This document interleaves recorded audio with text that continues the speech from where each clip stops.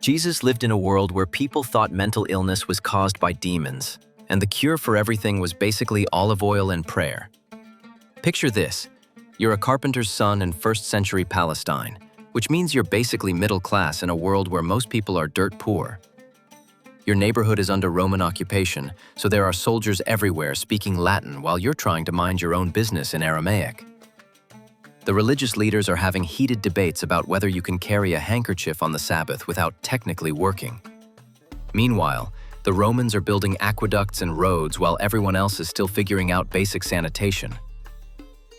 Jesus shows up preaching love and forgiveness in a culture where honor and revenge were everything. Imagine telling a first-century audience that if someone slaps you, offer the other cheek. They probably thought he was absolutely insane.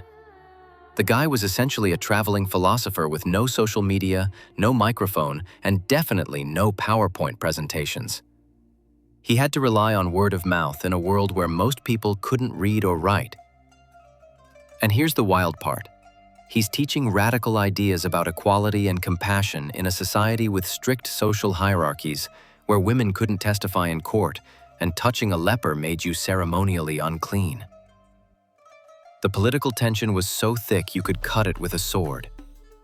Everyone was waiting for a military messiah to kick out the Romans, and instead they got someone talking about turning the other cheek and loving your enemies. It's like showing up to a revolution with a flower instead of a weapon. No wonder people didn't know what to make of him.